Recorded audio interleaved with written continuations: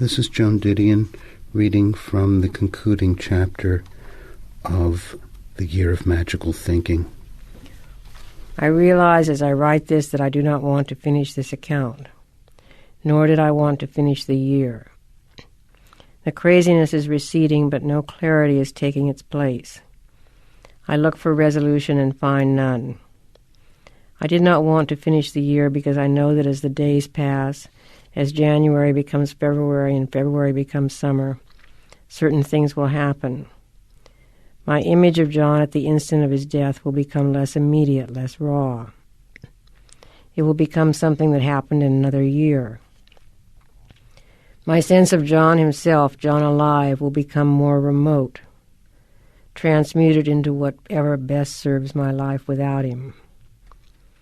In fact, this is already beginning to happen.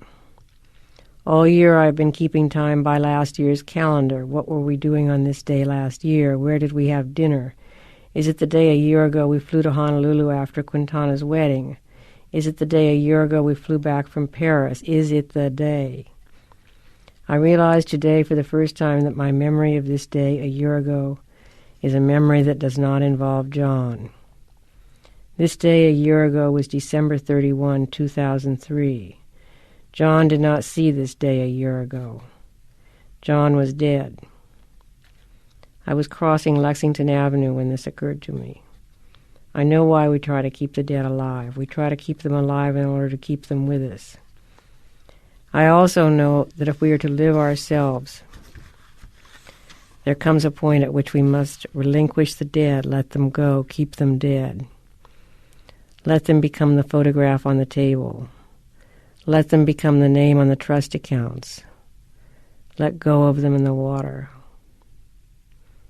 Knowing this does not make it any easier to let go of him in the water. In fact, the apprehension that our life together will decreasingly be the center of my everyday seemed today on Lexington Avenue so distinct a betrayal that I lost all sense of oncoming traffic. I think about leaving the lei at St. John the Divine, a souvenir of the Christmas in Honolulu when we filled the screen with blue. During the years when people still left Honolulu on the Matson lines, the custom at the moment of departure was to throw leis on the water, a promise that the traveler would return. The leis would get caught in the wake and go bruised and brown,